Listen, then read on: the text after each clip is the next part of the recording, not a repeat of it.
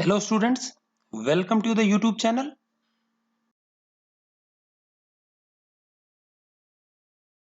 हमने प्रीवियस दो video sessions में जो हमारा चैप्टर नंबर 1 है साइंस का फूड प्रोडक्शन एंड मैनेजमेंट वो स्टार्ट कर दिया था। ये इस चैप्टर का फाइनल सेशन है, तीसरा पार्ट। तो चलिए स्टार्ट करते हैं। सभी ध्यान से आप लोग देखिएगा इसको। हमारा जो अगला क्वेश्चन है क्वेश्चन नंबर 16। पिछले वीडियो में हमने क्वेश्चन नंबर 15 तक कर लिया था, ठीक है। चलिए, तो आज हमको देखना है कि जो इरिगेशन है, इरिगेशन मतलब सिंचाई, उसके उन्नत तरीके और कुछ ट्रेडिशनल मेथड्स, परंपरागत या पुराने तरीके कौन कौन से हैं, ठीक है। तो परंपरागत तरीके वो होता है जिसमें पानी बहुत ज्यादा बर्बाद होता था। आजकल इनका यूज बहुत ही लिमिटेड हो गया है, ठीक है। जबकि जो मॉडर्न मेथड्स हैं, आजकल के जो आधुनिक जो तरीके हैं, उसमें बहुत ज्यादा ध्यान दिया जाता है पानी की बचत पर, क्योंकि पानी जो है बहुत ही स्केर्स, एक बहुत ही किल्लत वाला रिसोर्स है। इसकी कमी है पीने के साफ पानी की, तो इसको बर्बाद नहीं किया जाना चाहिए, ठीक है। चलिए, so name some traditional and some modern methods of irrigation, ठीक है। तो कुछ जो परंपरागत या पुराने तरीके जो हैं वो कौन कौन से हैं? रहट, ढेकली, मोट, चरसा और चेन पंप, ठीक है। और ये क्या होते हैं इसको आप फोटो पे देख करके समझ पाएंगे। तो इस वीडियो सेशन के एंड पे मैंने एक स्लाइड ऐड की है, या शायद पिछले वीडियो सेशन में ऐड की होगी, तो उसको देख करके आप समझ जाएंगे कि ये जो मेथड्स ऑफ इरिगेशन है ये कौन कौन से हैं, ठीक है कि नहीं। क्या तो उसको एक बार आप स्लाइड चेक कर लीजिएगा, ठीक। उसके बाद हमारे आते हैं मॉडर्न मेथड्स, ठीक है। मॉडर्न मेथड और परंपरागत तरीकों में फर्क क्या है कि वहां पानी थोड़ा ज्यादा बर्बाद होता था, जबकि यहाँ पे मॉडर्न मेथड में पानी की बचत पर ध्यान दिया जाता है, ठीक है। खासकर रेगिस्तानी जो इलाके होते हैं, जहाँ पे कि बहुत ज्यादा रेतीली मिट्टी होती है, उबड़ खाबड़ मिट्टी होती है, तो हम बिल्कुल पाइप से ऐसे भर करके पानी नहीं दे सकते हैं। तो वहां पे पानी को बचाया जाना चाहिए, ठीक। सो यहाँ की रेतीली मिट्टी के अनुसार जो सुटेबल दो मेन मेथड्स है वो है drip irrigation and sprinkler method, ठीक है। तो ड्रिप इरिगेशन में क्या होता है, ये नॉर्मली जो फल के जो बगीचे होते हैं, बागान होते हैं, उनके लिए ये यूजफुल है स्पेशली। तो फल के जो पेड़ होते हैं उसके पास से पतली पतली पाइप्स, पतली पतली ट्यूब्स में से पानी पंप किया जाता है, और बिल्कुल जो प्लांट की जड़ है, स्टेम के पास जो जड़ है, उसके पास बूंद बूंद धीरे धीरे पानी क्या है, गिरता रहता है। तो ये पानी बहुत ज्यादा बड़े इलाके पर गिरता नहीं है, और सिर्फ प्लांट्स की जड़ों के पास ही गिरता है, तो डायरेक्ट प्लांट को क्या है, पानी मिल जाता है। इससे बहुत पानी की बचत होती है। दिन भर बूंद बूंद बूंद पानी गिरता रहता है डायरेक्टली प्लांट की जड़ों के पास में। तो इसको तो कहते हैं ड्रिप इरिगेशन। तो पूरे बागान में ऐसी ट्यूब्स का जाल फैला होता है, यहाँ पे कि जड़ के पास ही क्या है, ट्यूब में ओपनिंग होती है, और धीरे धीरे बूंद बूंद पानी गिरता है, ठीक है। तो इसमें पानी की खूब बचत होती है। और दूसरा हमारा स्प्रिंकलर मेथड है। स्प्रिंकलर मेथड में क्या होता है, इसमें भी क्या है, पाइप का एक जाल बिछा होता है। इन पाइप्स को हम शिफ्ट भी कर सकते हैं, और कुछ कुछ स्थानों पे पाइप में सीधे वर्टिकल इरेक्ट नोजल्स लगे होते हैं, ठीक है। और ये नोजल्स जो होते हैं ये एक सर्कुलर एरिया में घूमते हुए पानी का धीरे धीरे क्या करते हैं, छिड़काव करते हैं। तो इस प्रकार का जो स्प्रिंकलर मेथड जो है वो खासकर रेतीली मिट्टी, जो टिब्बे होते हैं, बालू जहां होती है, वहां पे बहुत ज्यादा यूजफुल है, ठीक है कि नहीं। तो वहां पे हम क्या सीधा चैनल्स बना करके पानी नहीं भेज सकते हैं, बहुत ज्यादा पानी वेस्ट चल जाएगा, बहुत ज्यादा पानी के अंदर रिसाव हो जाएगा। तो हम क्या है, पाइपलाइंस के माध्यम से स्प्रिंकल करते हैं समय समय पर, और इन पाइप्स को इधर से उधर शिफ्ट भी किया जा सकता है, ठीक है। तो कुछ समय के लिए एक रीजन में पानी चलाएंगे हम, फिर उसको शिफ्ट करके कुछ समय दूसरी जगह पे भी हम क्या है, पानी चला देंगे। तो इससे क्या होता है कि जो है प्लांट्स, बहुत गहराई तक मिट्टी गीली नहीं होती है, और कुछ समय के लिए मिट्टी ऊपर की गीली हो जाएगी, तो प्लांट्स को उचित समय मिल जाता है पानी को एब्जॉर्ब करने का, बहुत ज्यादा पानी वेस्ट किए बिना। क्लियर। तो ये दो मेथड स्पेशल है, तो इसका भी मैंने एक स्लाइड ऐड की है, तो वहां से इसका एक बार स्लाइड चेक कर लेंगे। क्लियर।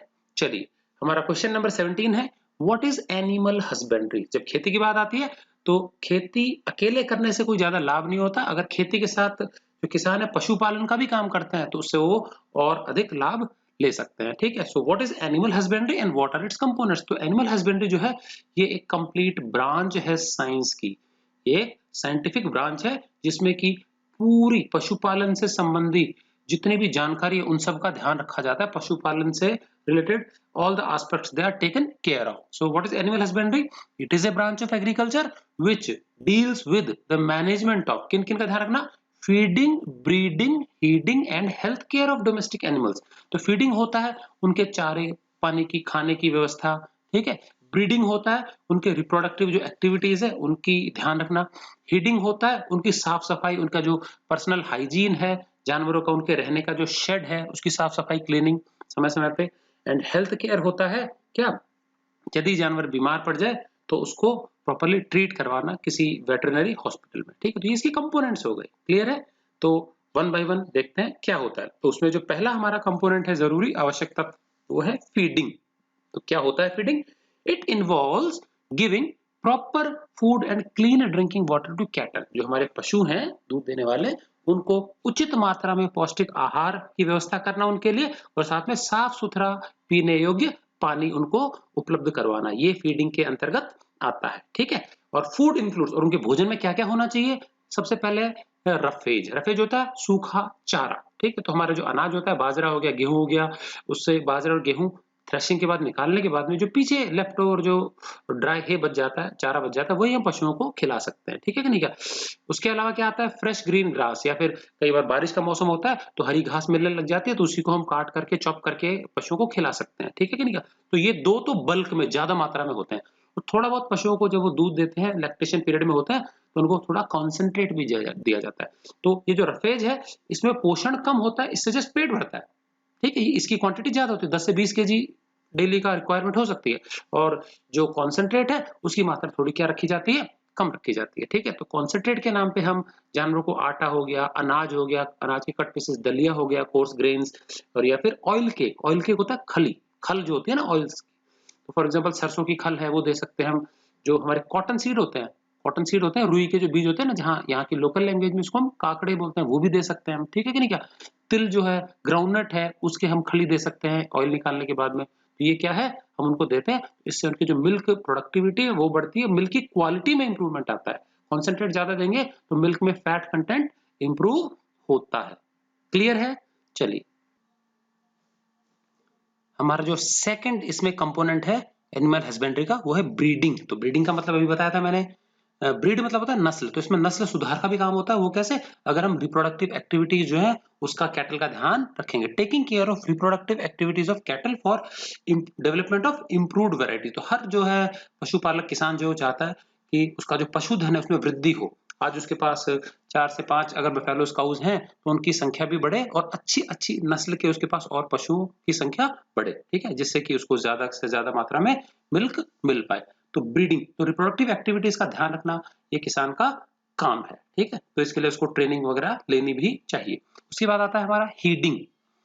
हीडिंग जो होता है तो उसका मतलब है कि जो पशु का शेल्टर है, थान है, जहां पर रहता है, वो प्रॉपर हवादार, खुला, वेल वेंटिलेटेड होना चाहिए, ठीक है कि नहीं क्या, और साफ सुथरा होना चाहिए, ठीक है। ये मौसम के अनुसार ये एक तरह से चेंजेबल भी होना चाहिए, ठीक है। गर्मियों में वो पशु को बाहर बांधने की व्यवस्था हो, छाया मिलनी चाहिए, सर्दियों में उसको ठंड से बचाव की सुविधा होनी चाहिए, ठीक है। और बहुत ज्यादा गीला ना रहे, उसको सूखे थान पे बांधना जरूरी है, ठीक है। और उसके अलावा समय समय पे उसके जो थान होता है उसमें कई बार इंसेक्ट्स वगैरह, या फिर जो माइट्स होते हैं, या फिर जो टिक्स होते हैं, जो खून पीने वाले पिस्सू होते हैं ना, वो पनप जाते हैं गंदगी के कारण। तो समय समय पे अगर हम उसके थान के आसपास, उसके रहने का जो शेड है उसके आसपास इंसेक्टिसाइड का छिड़काव कर देंगे तो मारे जा सकते हैं, ठीक है। वो तो क्या है, उनका जो शेल्टर है उसको साफ सुथरा रखना, ठीक है। उनको फ्लाइज वगैरह से भी बचाना। अगर पशु खुश रहेगा तो वो अच्छा मिल्क प्रोडक्टिविटी होगी, ठीक है। तो उसके शेल्टर का स्पेशल ध्यान रखना। और पशु जो होता है वो जिस जगह पे रहता है, बंधता है, वहीं पे कई बार गंदगी कर देता है और बैठ जाता है, तो क्या है, उसका पूरा बॉडी खराब हो जाती है। तो रोज उसको नहला देना भी चाहिए, ठीक है कि नहीं क्या। तो पशु के स्वास्थ्य का ध्यान रखेंगे, उसकी साफ सफाई का ध्यान रखेंगे, और उसके शेल्टर की क्लीनलीनेस का ध्यान रखेंगे। यही चीज कहलाती है हीडिंग कहलाती है, ठीक है कि नहीं क्या। और लास्ट डी ऑप्शन जो है वो क्या है, चौथा जो हमारा पार्ट है वो है हेल्थ केयर। पशु कई बार बीमार हो जाता है, कब्ज हो जाता है, उसको फीवर भी हो सकता है, उसको कई प्रकार की बीमारियां हो सकती हैं उसको, ठीक है। तो बीमारियां हो इससे पहले ही क्या है, उसको अच्छे अस्पताल से वैक्सीनेशन की आवश्यकता होती है। तो समय समय पे क्या है, टीकाकरण करवाना चाहिए पशु का। और अगर वो कोई बीमारी से ग्रसित है, तो बीमार है, तो हमको क्या है, एक एक्सपीरियंस्ड वेटरनरी डॉक्टर के द्वारा उसको दिखा देना चाहिए। अगर पशु जाने में असमर्थ है तो हमको डॉक्टर को खुद बुला के ले आना चाहिए, या फिर पशु जा सकता है तो वेटरनरी अस्पताल तक उसको ले जाना चाहिए। ठीक है, पहचानेंगे कैसे कोई पशु बीमार है कि नहीं है? तो नॉर्मली पशु सुस्त हो जाता है, खाने पीने के प्रति रुचि नहीं दिखाएगा, कान जो होता है वो लगातार वो हिलाता रहता है, पूंछ हिलाता रहता है, वो हिलना बंद हो जाएगा, सुस्त होकर पड़ा रहेगा। कभी भी कुछ खाना भी उसके थान में डालने जाओगे ना उसके पास, तो वो खड़ा नहीं होता है और पड़ा रहेगा। और सबसे इंपॉर्टेंट चीज, जो कैटल होते हैं जुगाली करते हैं, जो हेल्दी होते हैं, जुगाली मतलब लगातार जो एक बार फटाफट से जो चारा होता है वो उसको भर लेते हैं अपने सेकेंडरी स्टमक में, और फिर वहां से उसकी बॉल्स बना बना के वापस लाते हैं और अपने मुंह से रात भर उसको चबाते रहते हैं। मुंह उनका चलता रहता है, जैसे कई बच्चे बबल गम चबाते रहते हैं ना बहुत लंबे समय तक, तो उनका मुंह क्या है, चबाते रहते हैं वो अपने चारे को ढंग से। इसी को हम रूमिनेटिंग बोलते हैं, ठीक है कि नहीं, क्या जुगाली करना हिंदी में। तो अगर कोई पशु हेल्दी है तो लगातार जुगाली करता रहता है, और अगर उसका जबड़ा नहीं चल रहा है तो इसका मतलब उसको कोई ना कोई परेशानी है, इंडाइजेशन, कब्ज, पेट दर्द, कुछ भी हो सकता है उसको। तो एक समझदार किसान की भांति उसको पहचानना है, क्योंकि पशु आके खुद तो बोलेगा नहीं मेरे को कोई परेशानी है, ठीक है ना। तो उसको पहचानना बहुत जरूरी। तो ये किसका काम होना चाहिए? ये पशुपालक का ही काम होना चाहिए। तो ये चार जो कंपोनेंट से समझ में आ गए। पहला था फीडिंग, खान पान का ध्यान रखना, ब्रीडिंग, रिप्रोडक्टिव एक्टिविटीज का ध्यान रखना, हीडिंग, उसकी साफ सफाई, पर्सनल हाइजीन का ध्यान रखना, और हेल्थ केयर मतलब बीमार पड़ने पर उसके उचित इलाज करवाना। क्लियर है? चलिए, अगला क्वेश्चन हमारा बहुत इंटरेस्टिंग सा है। इसमें हमको कुछ डेफिनेशंस, कुछ चीजें दी गई हैं, पढ़ना है, और उसके लिए आंसर में एक वर्ड बताना है, या दो वर्ड भी हो सकते हैं, 1 या 2 वर्ड्स बताने हैं। ठीक है, चलिए पहला पार्ट इजी है बहुत ही। A, turning and loosening of soil, soil को ढीला करना, उथल पुथल करना हल की मदद से, क्या कहलाता है ये? या तो इसको बोलेंगे प्लोइंग, या फिर इसको हम टिलिंग भी कह सकते हैं। क्लियर है? चलिए अगला है the process of removing weeds. Weeds मैंने बताया था खरपतवार, अनवांटेड जो प्लांट्स होते हैं जो खेतों में उग जाते हैं फसल के साथ, उसको हटाने की जो प्रक्रिया है उसको बोलते हैं वीडिंग कहते हैं। ठीक है, ओके। अगला हमारा क्या है? Cutting of crops from the field, पकी हुई फसल को खेतों से काटना, कटाई जो है इसको क्या कहते हैं? हार्वेस्टिंग कहते हैं। इसको मैनुअली भी कर सकते हैं और बड़ी मशीनों के माध्यम से भी किया जा सकता है। तो इसका भी मैंने एक लिंक भेजा था, हार्वेस्टर जो मशीन होती है ना उसका। उसके बाद अगला क्या है? डी वाला, सेपरेटिंग चाफ फ्रॉम ग्रेन, अनाज से जो भूसा होता है, चाफ होता है, उसको अलग करने का जो तरीका है ये कहलाता है थ्रेशिंग। ये भी मशीनों के द्वारा ही किया जाता है। मशीन का नाम है थ्रेशर, और हार्वेस्टिंग थ्रेशिंग एक कॉमन मशीन भी कर सकते हैं, कंबाइन हार्वेस्टर। ठीक है, आजकल बड़े खेतों में बड़ी बड़ी जगह पे इसी से हम ये काम करते हैं दोनों। अगला है management and care of domestic animals, पालतू जो पशु होते हैं खासकर दूध देने वाले डेयरी एनिमल्स, उनका प्रॉपर ध्यान, मैनेजमेंट, रख रखाव, ये अभी हमने पढ़ा था थोड़ी देर पहले, चारों पार्ट जो हमने पढ़े थे ना इसके, एनिमल हस्बेंड्री होता है। ठीक है, उसके बाद एफ वाला पार्ट है हमारा वीड किलिंग केमिकल्स, वो केमिकल्स जो कि हम क्रॉप पे छिड़क देते हैं जिससे वीड्स वगैरह झुलस के खत्म हो जाते हैं, नष्ट हो जाते हैं अनवांटेड प्लांट्स, उन केमिकल्स को वीडीसाइड्स कहा जाता है। एग्जांपल पढ़े थे ना हमने, 2,4-D, हेप्टाक्लोर, ब्यूटाक्लोर, एमसीपीए, ये सारे क्या है? वीडीसाइड्स हैं। क्लियर है? उसके बाद जी वाला क्या है? द प्रोसेस ऑफ ग्रोइंग 2 और more crops in the same field, एक ही खेत में एक साथ 2 या 2 से ज्यादा फसलों को उगाना, ये कहलाता है मल्टीपल क्रॉपिंग। ठीक है, चलिए आगे चलते हैं। Process of growing different crops alternately in successive seasons in the same field. चलिए, ये अल्टरनेटली शब्द बहुत इंपॉर्टेंट है। अल्टरनेटली मतलब होता है अलग अलग, बदल बदल के लगाना। तो लगातार सीजन्स में एक ही खेत में बदल बदल कर अलग अलग प्रकार की अलग न्यूट्रिशनल रिक्वायरमेंट्स वाली फसलों को लगाना, बताया था मैंने, क्रॉप रोटेशन। जैसे एग्जांपल बताया था मैंने, वीट को कर सकते हैं अल्टरनेट किसके साथ? पल्सेस, दालों के साथ में। जो वीट होता है, अनाज है, वो नाइट्रोजन अगर मिट्टी से लेके जाएगा, सोख के जाएगा, तो जो दालें होती है वो लेग्यूम प्लांट्स होते हैं, मैंने बताया, तो उसके जड़ों में बैक्टीरिया पाया जाता है, राइजोबियम, वो नाइट्रोजन की वापस भरपाई कर जाता है, तो मिट्टी के उपजाऊपन में कमी नहीं आती है। क्लियर है? चलिए, आई वाला जो पार्ट है वो क्या है? एनिमल्स दैट यील्ड मिल्क, दूध देने वाले जो जानवर होते हैं। ठीक है, तो कैटल जो है, कैटल, उसमें दो कैटेगरी के एनिमल्स होते हैं। कुछ जानवर ऐसे होते हैं जिनको मिल्क वैल्यू के लिए पाला जाता है, जिनसे हमको दूध मिलता है, काऊ हो गया, बफेलो हो गया, फीमेल एनिमल्स जो है, गोट हो गया, शीप, कुछ हमारे डेजर्ट के इलाकों में कैमल से भी दूध मिलता है, पहाड़ी इलाकों में याक से मिलता है दूध। ठीक है, तो ये सारे जानवर जिनको उनकी मिल्क वैल्यू के लिए पाला जाता है, ये कहलाते हैं milch animals, MILCH, milch animals. ठीक है, और ऑन द अदर हैंड जो मेल पशु होते हैं, ठीक है, बैल हो गया फॉर एग्जांपल, ठीक है, कैमल हो गया, ठीक है, हॉर्स हो गया, डोंकी हो गया, जिनको हम लेबर वर्क के लिए पालते हैं, जो बोझा ढोने वाले होते हैं, ठीक है, बर्डन ऑफ बीस्ट भी कहलाते हैं। इनको हम ड्रॉट एनिमल्स के नाम से भी जानते हैं। तो animals that yield milk, milch animals, and animals that are used for agricultural labour. तो लेबर 3 प्रकार का हो गया। सबसे पहला आता है इसमें कार्टिंग। कार्टिंग मतलब होता है बोझा ढोना, गाड़ी में हम जोत के उसको ले जाते हैं। तो कई बार देखा होगा ऊंट गाड़ी आपने देखी होगी, बैलगाड़ी भी होती है ऐसी, घोड़ा तो टांगा वगैरह खींच लेता है, ठीक है कि नहीं क्या? तो ये तो हो गया कार्टिंग, ठीक है। उसके बाद होता है एक टिल्लिंग। टिल्लिंग मतलब होता है जुताई का काम, कई जगह हल और बैलों से खेतों की जुताई का काम करते हैं। और एक होता है तीसरा क्या है, इरिगेशन। तो छोटे छोटे टैंक्स में क्या है, जानवर पानी खींच करके जानवरों की मदद से हम क्या कर सकते हैं, सिंचाई का काम भी करते हैं। तो ये 3 मेन काम करते हैं एनिमल्स। तो ये तीनों के तीनों जो काम करने वाले जानवर हैं, लेबर करने वाले जानवर हैं, परिश्रम करने वाले जानवर है खेतों में, वो ड्रॉट एनिमल्स कहलाते हैं। स्पेलिंग पे गौर करेंगे, DRAUGST लिखना है। एक और स्पेलिंग होती है DROUGST, ड्राउट, वो होता है सूखा पड़ना। समझ में आ गया? तो स्पेलिंग गड़बड़ नहीं करनी है। चलिए, के वाला जो क्या है, method of improving crop varieties. फसल जो होती है उसकी नस्ल सुधार का जो तरीका है, मैंने बताया था ना, हाइब्रिडाइजेशन, 2 अलग अलग प्रकार के प्लांट्स ले लेते हैं, उनको आपस में क्रॉस करवाते हैं, जिसमें प्रत्येक में एक एक अच्छा गुण होता है। तो दोनों ही गुण एक ही प्लांट में आ जाते हैं, हमको अच्छा उन्नत किस्म का प्लांट मिल पाता है, ठीक है। और वो जो नया प्लांट है उसी को हम बोलते हैं HYV। याद आया? High yielding variety. क्लियर है? चलिए, अब इसी सीरीज में हमारा जो L वाला पॉइंट है वो क्या है, machine used for threshing and harvesting. मैंने बताया था कंबाइन हार्वेस्टर कहलाता है ये, ठीक है।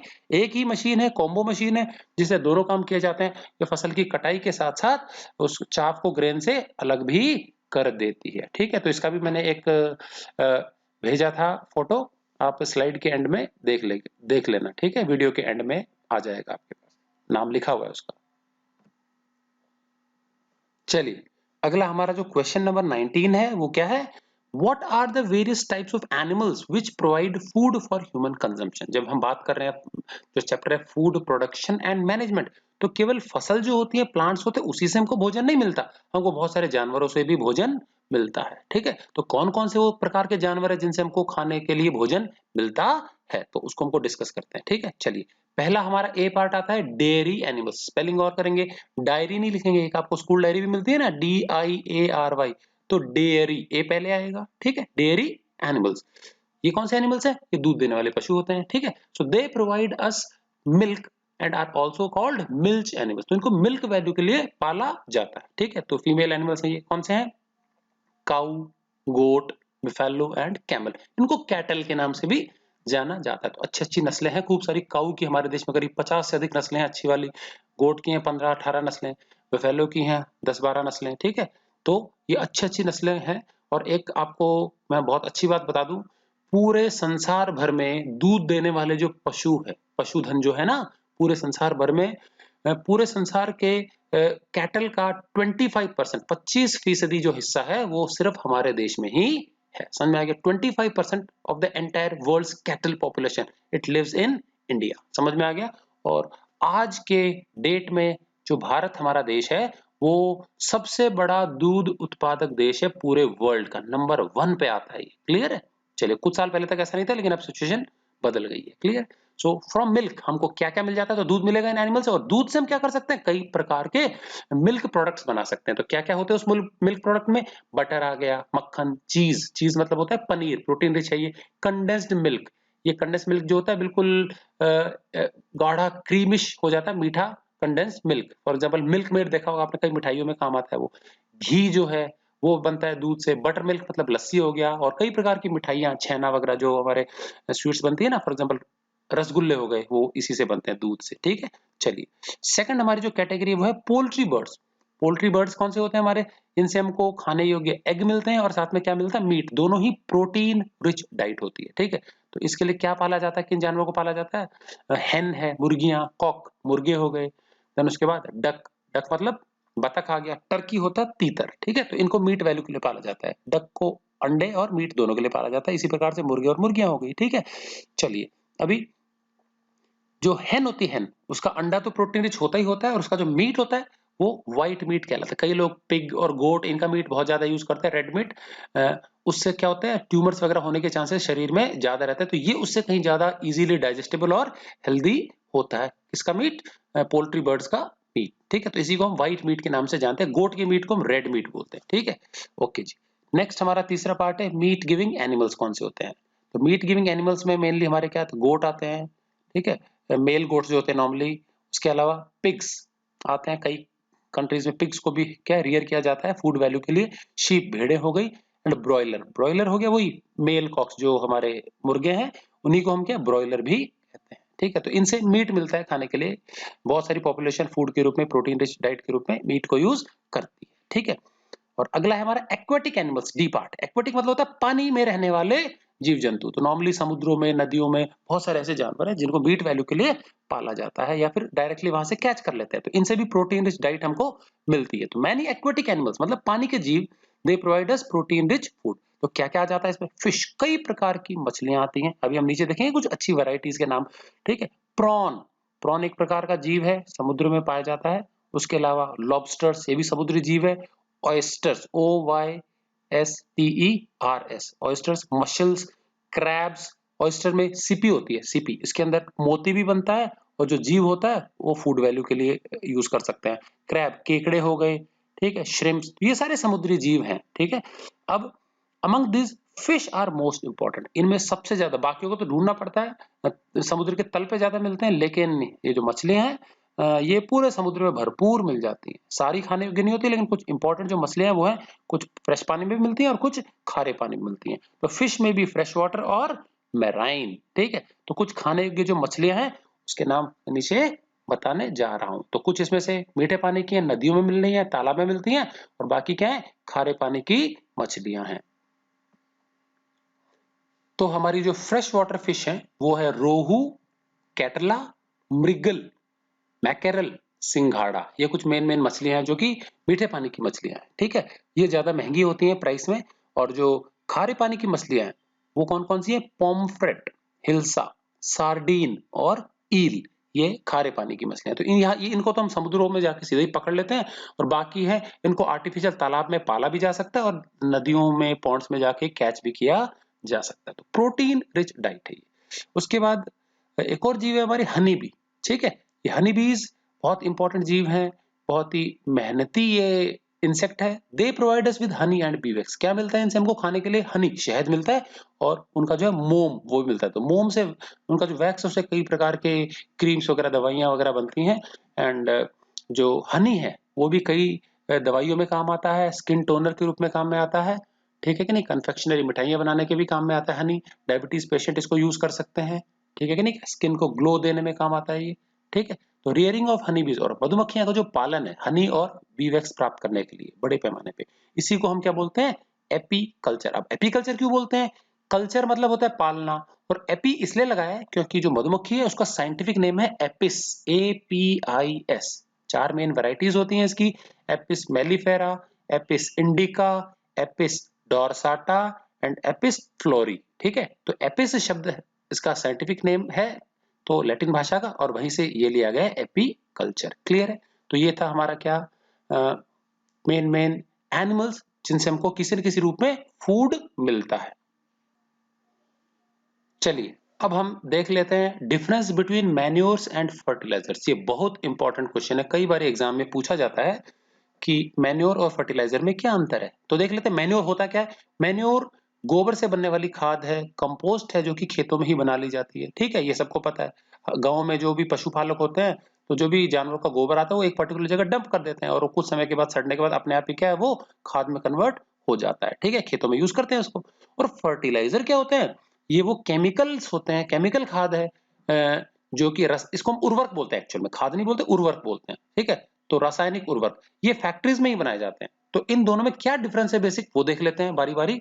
तो हम इसके लिए नेक्स्ट पेज में हमको चलना पड़ेगा।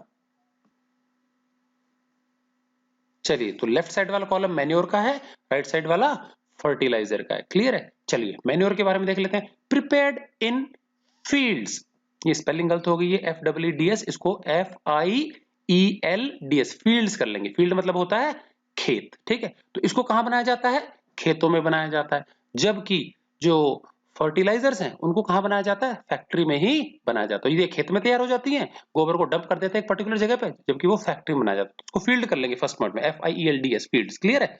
सेकंड जो है रिच इन ह्यूमस। ह्यूमस क्या होता है? मिट्टी के अंदर वो कंपोनेंट जो कि पानी में घुलता नहीं है।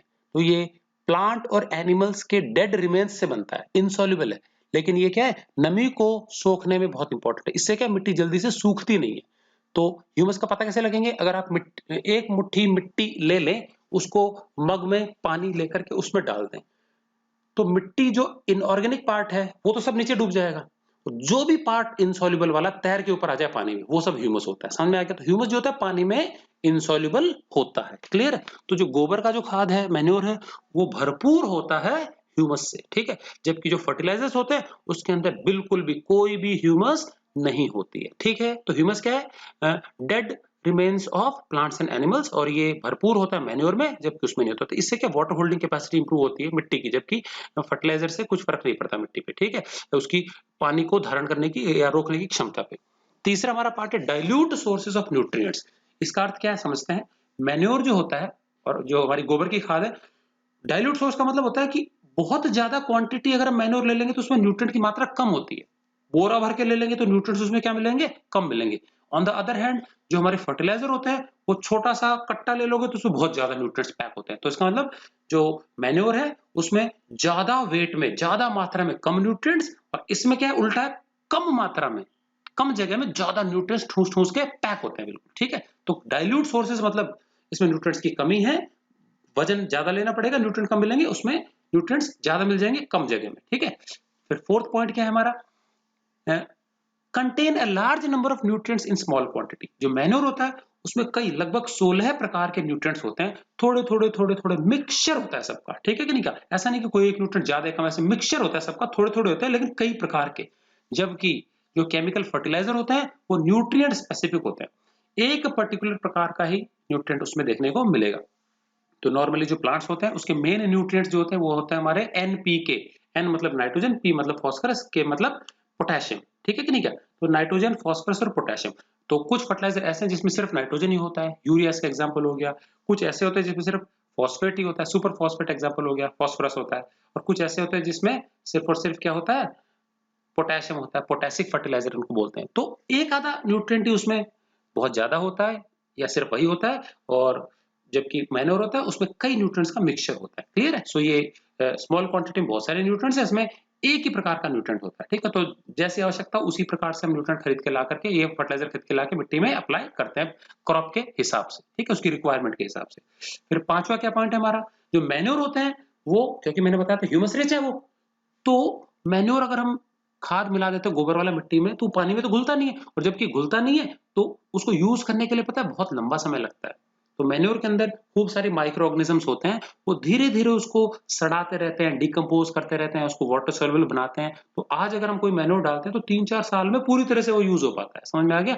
जबकि जो फर्टिलाइजर्स हैं वो इजीली वाटर सोल्यूबल है, पूरी तरीके से पानी में घुल जाते हैं और प्लांट्स उसको फटाफट आसानी से एब्जॉर्ब कर लेता है, कुछ दिनों में ही फर्टिलाइजर्स को यूज कर लेता है, जबकि मैन्योर को यूज करने के लिए सालों साल लग जाते हैं। ठीक है? तो being water insoluble, not easily absorbed by plants, plants ढंग से इजीली जल्दी से यूज नहीं कर पाते और फर्टिलाइजर्स को जल्दी से यूज कर पाते हैं। ठीक है? देन मैन्योर्स क्या होती है? चीप, सस्ती हैं, फ्री ऑफ कॉस्ट ही है ऑलमोस्ट।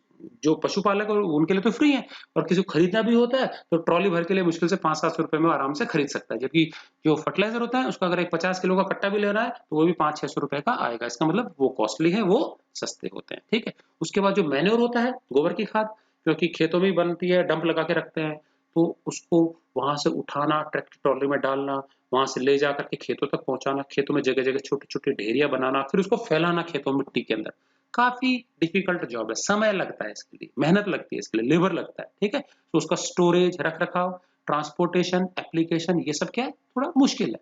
जबकि जो हमारा फर्टिलाइजर होता है वो इजिली दानेदार, इजिली पाउडर के फॉर्म में दानेदार होता है। ठीक है? कट्टे में आ गया, एक ही पर्सन अपने साइकिल पे या स्कूटर पे ही रख के उसको खेत तक ले जा सकता है और आराम से उठा उठा के हाथों में बिखेर सकता है पूरे खेतों के अंदर। ठीक है कि नहीं? क्या तो उसका एप्लीकेशन, स्टोरेज, ट्रांसपोर्टेशन इजी है, ज्यादा जगह नहीं घेरता, घर के अंदर ही रख सकते हैं। जबकि गोबर का ढेर कौन लगाएगा घर के अंदर? उसको खेतों में जमा करना पड़ेगा हमको। ठीक है?